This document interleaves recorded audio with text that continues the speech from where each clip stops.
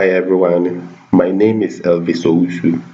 I'm your facilitator for today, and the pleasure is mine to take you through today's topic, properties of triangles. Let's look at the types of triangle. In this aspect of the lesson, I want us to categorize the properties according to angles, the properties by sides. Let's look at by angles. Then we also look at by sides, but for now, let's look at by angles. We have acute angled triangle, we have right angled triangle, and we have obtuse angled triangle.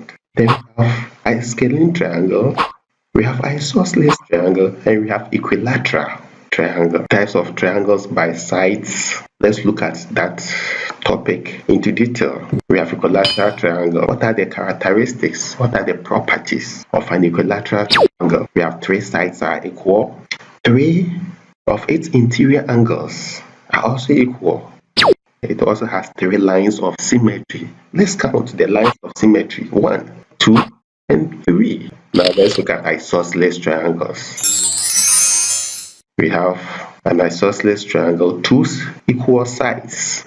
So whenever you see this symbol with the two sides, it shows an isosceles triangle. Then two equal angles, like the base angles, are equal. So that is the symbol for that. We have one line of symmetry. Types of triangles. Let's look at scalene triangle. Let's look at the properties. Three unequal sides has three unequal angles. It also has no line of symmetry. Right angled triangles. And of course, we know that any triangle containing a 90-degree angle is a right angled triangle.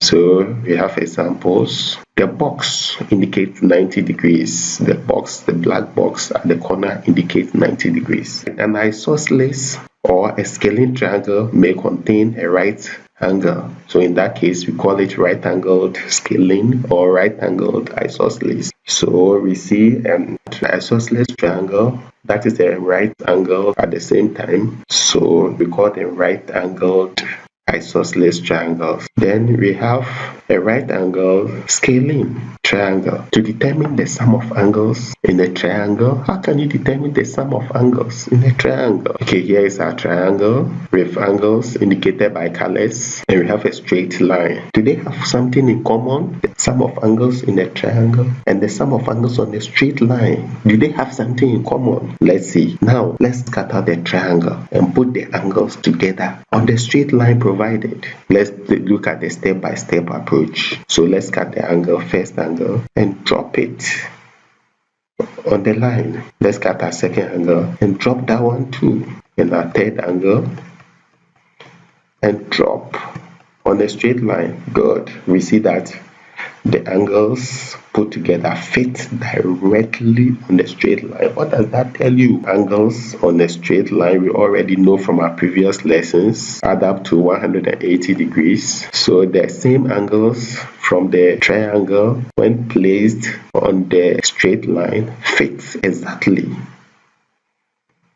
And so we can conclude that the sum of angles of a triangle is 180 degrees, or the angle sum of a triangle is 180 degrees. Let's look at example 1 of the properties of a triangle topic. So our first example, it says calculate angle A from the diagram. Now we know that sum of angles of a triangle is 180 degrees, and so angle A plus 65 degrees plus 90 degrees should give us 180 degrees. When we try to make angle A the subject, it means that we have to move 90 degrees and 65 degrees to the other side of the equation.